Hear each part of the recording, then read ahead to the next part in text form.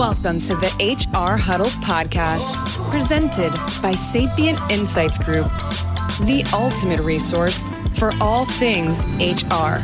It's time to get in the huddle.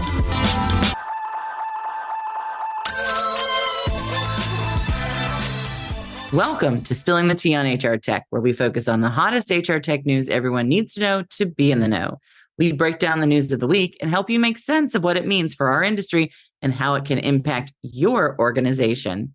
We're recording today on October 19th, 2023, bringing you updated news not too long after the annual HR Technology Conference this week. And I'm your host, Stacey Harris, Chief Research Officer and Managing Partner of Sapient Insights Group, a research and advisory firm. And joining me today is my great co-host, Cliff Stevenson, Director of Research and Principal Analyst for Sapient Insights Group. Welcome to the show again, Cliff. And boy, we have been nonstop on the road. I know my voice is starting to go. We're both exhausted. It's been I don't think we've been home yet since HR Tech, right? We have not. We've been out here in the data mines, in the analyst fields, working, getting you all the information you need. Stacey, your voice is gone because you've delivered 2 closing keynotes in the span of 6 days. Absolutely amazing. For those of you who didn't get to see or hear any of them, it was amazing. Hopefully we'll be able to run over some of those findings if we have time today. That would be really cool. So yeah, it's been really something. Well, so with everything else that we've been sort of seeing, do we have some updates to tell the audience about this week? I mean, I know you and I were talking about the fact that we probably need to talk a little bit about some of the briefings that we did and what happened at HR Tech. But is there other news that we want to cover this week as well, Cliff? There is. We've got some new news out of Microsoft, who seem to be more and more involved in the HR tech space. And I think that's a conversation that we should have. Hopefully we'll have some time this week, but soon, about this kind of new wave of this world of productivity apps and just the sort of work tech that's kind of traditionally outside of HR becoming integrated or part of HR. And I find that pretty fascinating. But I think part and parcel with that becomes these new regulations and this new world that we're living in and the sort of things that can happen, companies running afoul. And so we'll talk about that too. But I think we should talk about some of those companies that we met with personally, one-on-one at HR Tech. I want to give at least a shout out to all of them for making the time to come talk to us, let us know what's new and what's going on. We're PlanSource, Harry, you've seen them around, CrossCheck, Onwards HR, Plum, Seekout, Daily Pay, Visier, Find Them. And I'm not done yet, but I do love just how disparate and how different all of these organizations are and what they're trying to do.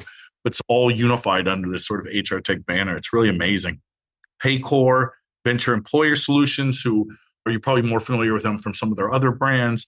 Paychex, PageUp, HiBob, Fuel 50. I met with Digital Wellness Institute, their new workforce software, One Model, a few new companies. One that was pretty interesting, and we'll talk about some of them, was Fount. I got to meet with their co-CEO, Light Solutions. You probably got some information about them that's kind of interesting because I know they didn't appear in our report directly, but still being made aware of them. Atlas and Mineral. We got to spend some time even sort of after the show with Nathan Christensen, CEO there at Mineral. So that was really fascinating. I got a chance to walk through the startup area, startup pavilion, whatever you want to think of it as. So a lot of people say, oh, it's there in the back, right? But it's always cool to see kind of what's new and what's happening out there. And I got a chance to at least see a few of these new companies. So yeah. Is there any of those that, kind of stuck out to you? Well, there's several, and I would just add a few that I think you and I were on a couple of different ones. We also got a chance, I think, to see Paylocity, even though that was a little bit more, and Paycor, right? I think you mentioned Paycor. Paylocity, we had an evening event with them. There's also a new company that I got a chance to meet with called Salt. That is actually run by the founder of Daily Pay, Jason Lee. And so we got a chance to talk with them a little bit. Myriad, which is a company that does HR operations work. Again, another startup organization that we got a chance to meet with this week. We did meet with Cornerstone as well briefly. And I think there was also, we had a couple of meetings with Paychex because we were briefing with them, and we had podcast with them as well. Podcast with them, yes. And Unum, which is another benefits organization that we had a podcast with. So UKG as well. Like it was, we could probably spend the next hour listing all the companies that we met with. I'm sitting here going through them. Boy, it's when you sent your list, I was like, oh, there's even more than I've got on my list. So I think between us, we counted something like 36 or 37 different organizations that we briefed with, and we didn't get to everybody. I think that's the most important thing, is that a lot of people reached out to us just a day or two before the event or a week before the event, and our calendars were filled. So we'll probably have some more updates as we get through the week as well, when we get to additional briefings post-event. So yeah, you asked about who were some of the big shout outs, and I think there were quite a few, actually. I know we had a really good briefing with 15.5, and I really appreciated some of the stuff they were sharing with us on what they're doing with their manager and performance management model, and how they were sort of bringing forward the manager metrics that would be of value. I think there's a lot of conversation there. Probably another one where we had a really good conversation was what's going on over at Vizier. They were launching sort of their skills conversation. And that was interesting because I think a lot of people, I'm not sure, really, they think of Vizier obviously with all the data analytics and all the information they have enterprise-wide from how that connects to business outcomes. But the skills data, I think, is an interesting one that sort of puts them in a new, different light and connects them across different organizations in different ways. And that matches what we saw from Microsoft as well with their new skills data set that they're going to be launching that is connected to Viva. So we definitely saw a lot of skills conversation throughout this week. The other thing that I saw, which I thought was nice to see, was a lot more attention paid to just the manager role inside of organizations, not just the employee role. And that was good, I think, across the board. I think Harry had a couple of those things inside of their new updates that they shared with us. We saw a little bit of that also with what we're seeing with Paylocity and Paycor as well. Both of them had a little bit more manager updates. How about you, Cliff? Anything else that stood out to you? Well, among those companies that we met with, and I know we kind of talked in the green room about this, I was pretty interested in talking to Dominic from PageUp about their sort of dedication to the talent management space. I think the phrase he used, we build a moat on both sides. It was just saying, this is the area we're going to focus on. Pretty interesting because there's been a lot of expansion from a lot of companies, and I found that pretty fascinating. Some of the newer companies like Seek Out, really harnessing sort of newer technology. I didn't mention HiBob, but as you were talking about that focus on the sort of line level manager, I think that's a part of what they do. And I think in general, it felt like a lot of companies were supporting SMBs sort of openly, if that makes sense. They were really getting out there and saying, no, this is what we want to do. The small business is there. And we know that, as we've talked about, that they have sort of changed how they do business, right? They've become more complex or need new things or have become more savvy with what they're doing. And I know that that seemed obvious because so many people were saying, hey, we're courting these. We want to work with them.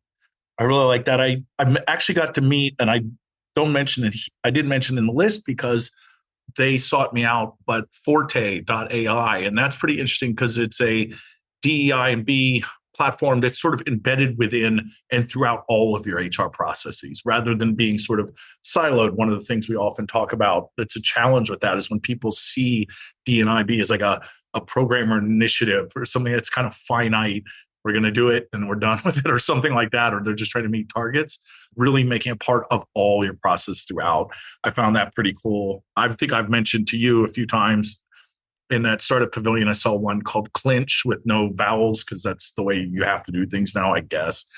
And they're pretty cool because they're kind of in the moment feedback. I've often compared them to Happy or Not, which is a customer relations sort of technology. I liked Equity, also spelled odd, weirdly, EQIDI. That is also another one that's just very hyper-focused on gender pay, equity, and equality. Not just because there's more regulations, but because it's been part of the conversation. And it's great to see, like, let's directly take this on. And as I mentioned, I found Global, they're pretty interesting because they're working in a sort of Six Sigma lean manufacturing model. And we talked a lot about how do you deliver HR to forklift drivers, for instance, and what does that experience look like? And I think the term they use is trying to create a more frictionless workplace. And I think that ties really into to quote an extremely wise woman, that we need to handle change management better. In fact, what's the line, Stacey? I think we need to stop change management. Go ahead. You say it's in the keynote, we put out this stat, and I think it's an important one for everyone to pay attention to, which is that we basically seen that the amount of big change efforts go on in an organization has increased by 4 times since just 2016. So basically we went from 2 on average very big major organizational events that employees had to deal with in 2016, all the way up to this year on average around 10 major change events that are happening inside organizations. And that's based on a Harvard Business Review article and some work I think done by McKinsey. And what is sort of fascinating to me is that when you start to break that down and the amount of change that's happening in organizations, and the fact that we're seeing the actual percent of organizations doing any form of real honest to goodness change management going down, even though we know it has such a big impact on organizations' outcomes that they achieve. What we really are starting to see is that organizations need to manage the change versus letting the change manage them. And so we kind of have been saying, stop doing change management and start managing the change, because you need to really manage that level of change before you can start actually doing really good and effective change management, right? Yeah.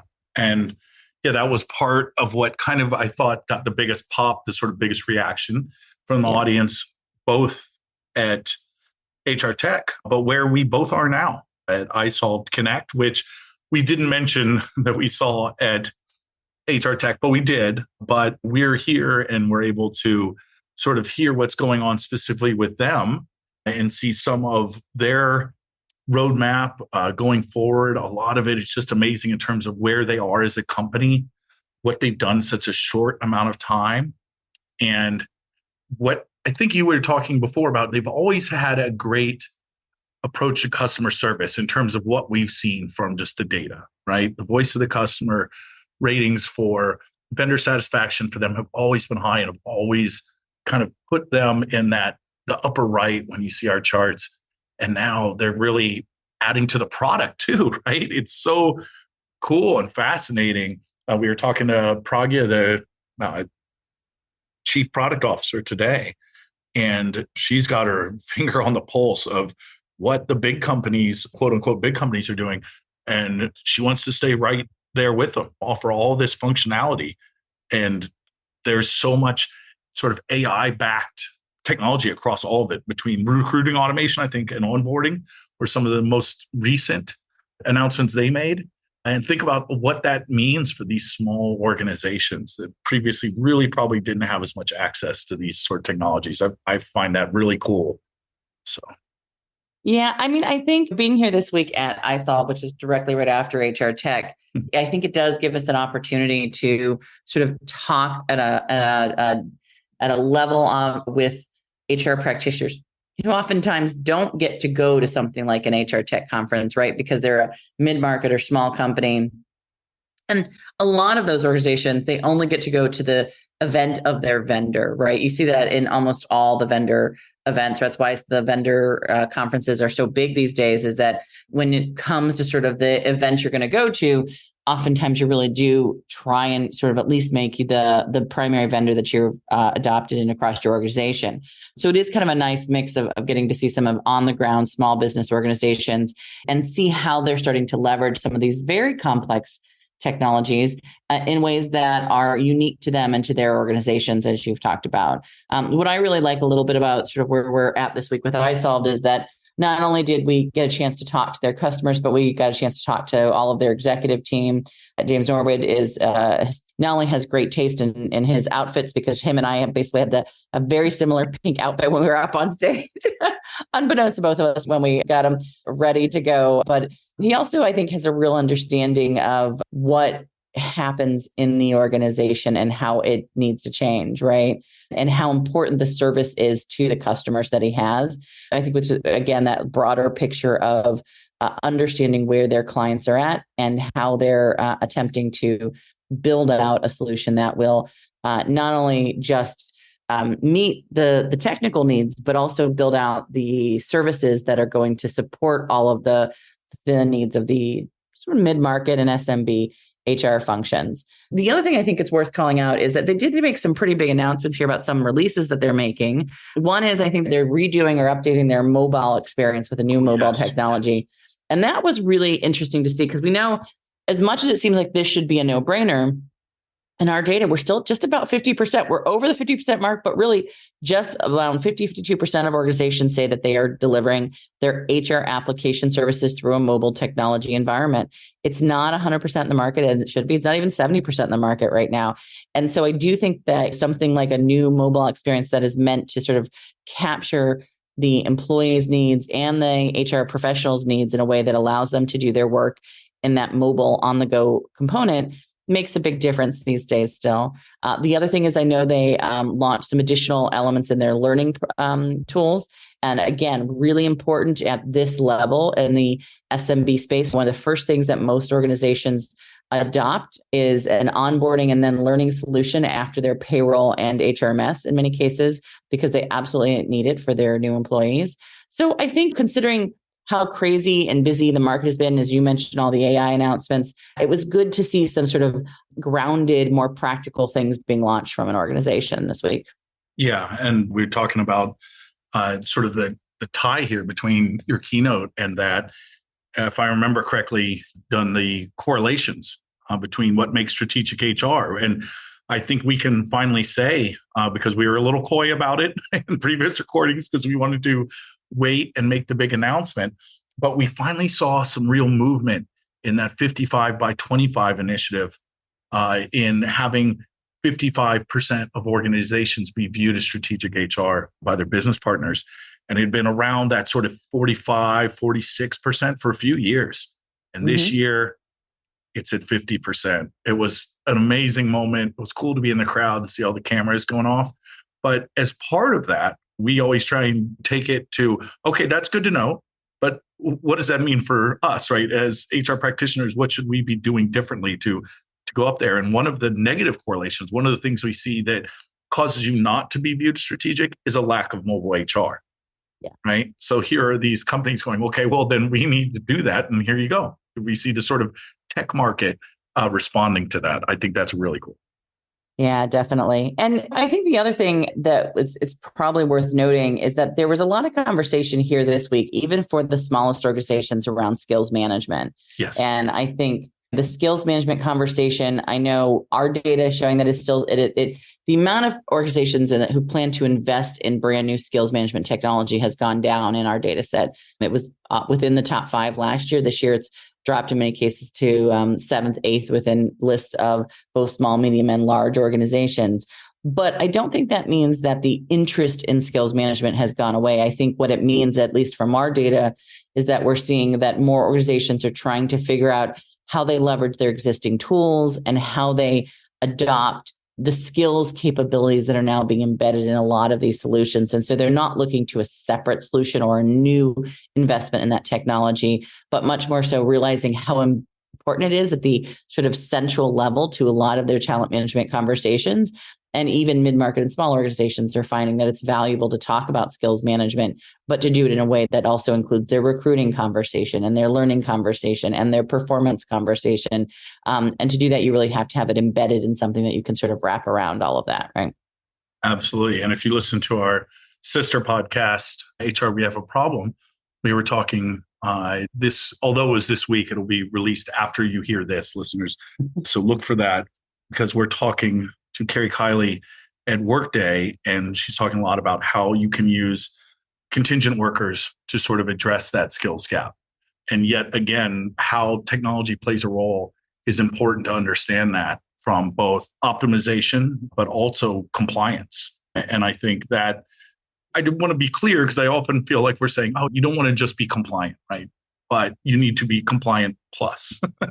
And that I'm sort of forcing the segue, if you don't mind, because one of the interesting news that happened sort of post HR tech, but, is happening now that we saw, and this is out of the state of Illinois, is that Paylocity, who we know, again, they have good voice of the customer scores in both user experience and vendor satisfaction, but they had a class action suit hit with them in Illinois.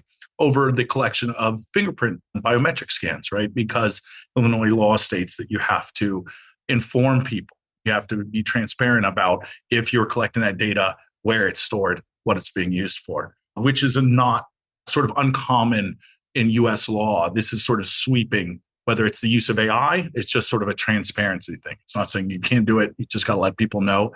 And so it's important for, I think this is just a warning that we've sort of put into every spilling tea, I think, which is just have these conversations with your vendors, stay apprised. They're helping you stay compliant, but that doesn't mean it's like who's watching the watchman, right? You need to also make sure that you have at least a good understanding of that. I think our friend Kate Bischoff is a good person to look at. We're certainly not legal experts, but it was a news item when it came through. Who else? We have a few other, at least one other person I can think of, Stacey. Heather Busing. Yeah, she's a good friend also in the space around employment law. I'd say both of them, Heather and Busing. I think I've been saying her name wrong for the 10 years I've known her. I just had this conversation in HR Tech this year. Both her and Kate are good friends, and they are probably some of the best employment lawyers in the market as far as understanding all the mix of HR technology and employment law things. And I do want to note, I mean, I think this is one of the things about sort of highlighting these kind of lawsuits. We don't know they're actually going to come to anything, and if anybody will actually judge them. I think that's one of the things to be very aware of, is that when these lawsuits come up, sometimes they're testing the water. We saw that with a couple of earlier lawsuits with Workday earlier this year and others. And whether or not they have enough sort of basis to be standing on, I think that's the thing to be aware of, is that a lot of people, a lot of associations, a lot of organizations are out there trying to see how far they can push this conversation about data privacy and information people are capturing on people, particularly in the space of human resources. And so this is, again, just another conversation, as you had noted, to be cautioned, not to say that any one vendor is doing better or worse in this space, but to say that I think all vendors are under a microscope. And I think that's the bigger issue here, right? That the technology itself has to be under the microscope because of this work that we're seeing. And I don't think it's a bad thing. I think it's an opportunity for us to really to see how far we want to take this, especially when we're talking about ethics when it comes to data privacy and what we're doing with artificial intelligence. So I think this is sort of the market that you're going to see play out, and it's going to have to play out, right? Yeah. Absolutely. And since you mentioned artificial intelligence, I mean, you mentioned that before, talking about those advancement technology, sort of the last story that I want to bring up is from Microsoft Viva. We mentioned Microsoft earlier, right? So they now have skills in the Viva platform, which will be an AI-powered service to help find those skills, just as you were saying earlier. This is a big opportunity, a big sort of new thing in the market that used to be a little higher in people's minds. I think right now the conversation's being dominated by AI, but now it's like, okay, AI, we get it. Now what do we use it for? Well, here we go. That is what Microsoft's looking to do by using this sort of AI-powered skills service to help you sort of improve the engagement, to find these skills within your organization. A lot of the talk is about taxonomy, the sort of definitions and inventory. And by using these sort of large language models and AI, they hope to sort of address that need in the market. Yeah, they're pulling this, for anybody who sort of follows the Microsoft story, they're pulling this from the Microsoft Graph technology that sits between Microsoft 365 and Microsoft Viva and the other Microsoft tools, as well as LinkedIn Learning. And so they're going to be pulling together this sort of skills ontology, really is probably a good, better way to sort of state what this will be. From all those different sources. And I think it's interesting because they specifically say LinkedIn Learning. And we all know there's also some other places within LinkedIn where skills are captured, right? A lot of people actually scrape those environments to get some of the things that we see that organizations like Eightfold have as their list of skills too, right? But I think they're being a little bit more careful in what they're doing here with Microsoft, in that they're sort of going after the things that are a little bit more validated, which is a good way of putting it, right? And I think that's an opportunity I think the number I want to say is that their dynamic model, that they're basically including 39,000 unique skills related to each other, to jobs and to learning content. And that's a pretty big number, but we know it's not nearly the largest number in the market right now. And this is another place where I think we're going to see, will this become more like a true sort of like talent intelligence sort of data set? And the answer, I think, when we asked Microsoft was no, they're definitely wanting to stay in that sort of middle ground space. They don't want to get into the matching and the work that you often see from talent intelligence tools like a Seek Out or like an Eightfold or TechWolf or one of those organizations. But it still plays some of that same role of bringing some external data into your skills environment. And so I do think we're going to see this space of what you might call sort of external skills data sets expanding in the market. The other conversation around that is the Vizier conversation. So we had a lot of opportunity to talk to Vizier about their skills ontology and their skills expansion. And we expect to see even more from other organizations. I had a great conversation with One Model, who now also partnered with Lightcast, which is they had picked up MC, which was another data set of external skills models. And so I'm waiting to see what One Model is going to do with that relationship with Lightcast, because that I think is going to, again, give them the opportunity to have real powerful data on skills inside of One Model, which is basically an analytics platform, an HR platform for analytics and data management. And what's interesting, and I talked to Richard Rosenau, who is, by the way, is an amazing. Yeah, shout out to Richard for sure. Shout out, yeah. He not only did he, I think, go to every session that we had at the HR Tech conference, but every time I turned around, he was there tweeting about not everybody else in the event. I think if you were to talk to one person who kind of saw everything, Richard would be it. Mm-hmm. Oh, absolutely. But we had this conversation about the fact that skills is at the center of a lot of the workforce planning conversations and data analysis conversations that are going to be needed in the future for the short labor market. And that was a lot of the conversation we had here this week at iSolve, that the labor market is tightening. And if you really look at what's happening in the data, we're definitely not going to have the resources we need to be able to fill all of the key positions in the market. So artificial intelligence will cover some of them. The rest, we're going to have to really either find the skill sets or develop the skill sets. And so I think all of these technologies are really doing a really great service in the fact that we're starting to talk about something that we've been talking about for a long time, but haven't been able to figure out how to do it. So I love to see all of them getting into this space. Yeah, that's exactly it, right? It's been sort of theory and now it's practice. Yeah. And that is a cool moment of time to be in. Yeah, I know we're wrapping up, but you'd mentioned Richard from the vendor side. There were a number of practitioners we got to meet, which is one of definitely the coolest things to just experience, right? When we're at these events. I'm not going to go through the names because that would be even more extensive than the vendor list. And we didn't exactly get consent from every single one. So just basically, if you came up, if you talked to us, shout out to those that were there at any of the live podcast recordings. Thank you so much. Your insights, your time sitting with us has been very valuable. It really does help drive our research just as much as what we hear from the vendors, right? We need to know what you're actually using, what you think about the technology, what are the challenges you're facing. So I know we always say it, but if we're out, please come say hi to us. And you have been. A number of you say, oh, we know you from the podcast. It's like, wow, okay, thank you. And I can't say enough. We probably get more from the conversation from what we learned from you. So thank you so much for all of you. Yeah, it was definitely, we had a pre-conference workshop with over 500 people in it at the HR Technology Conference. And I'll tell you, it's one of my favorite events of the entire year because we get a chance to have 3 full hours where we're walking through how you build an HR system strategy. But more importantly, we do a lot of exercises in it. We hear from all of these great companies. I mean, I think Coca-Cola was up in the front. We had UPS, we had Cox in there. There was an amazing amount of organizations, I think, who were sharing their stories and what they were doing in their organizations. And that's the kind of stuff I think that in this industry makes it special, right? There's a lot of individual things we do that's unique to our companies. But when we can share how we're addressing challenges or how we're helping employees or how we're working together to make change, that really does make it, I think, something where we're all trying to kind of in this boat together. And I love it. We also had several opportunities where we met people after some of the speaking events. And as Cliff said, they came up and said hi, and shout out to the couple of people who came up to get my book because they didn't come in on time. And I know who you are, and we'll send the book out to you signed as promised. My books didn't get here. And I'm like, the one time I actually wanted to just get a signed book out to a couple of people. So we appreciate you guys taking the time to come out. Yeah, I mean, it was a blast, the HR Technology Conference.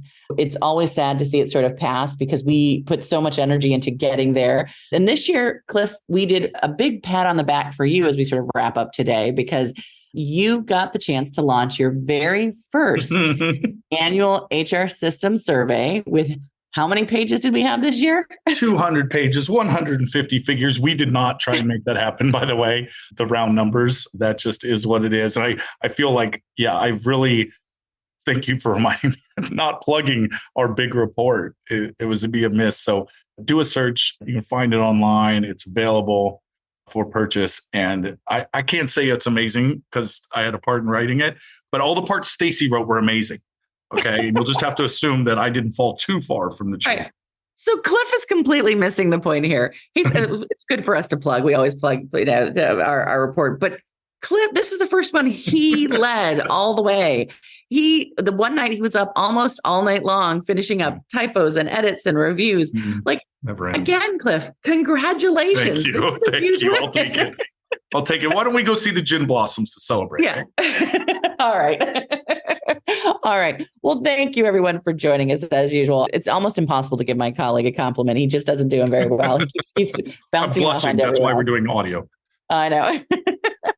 As we wrap it up today, as Cliff said, if you're interested in hearing some of the or seeing some of the data that we talked about this afternoon, we do have the full report available on the website. We do have an executive summary that's also up there now as well. The full report this year is around, it does have a cost. It's around $1,290, right, Cliff? I think is the number we have because the discount came off last week.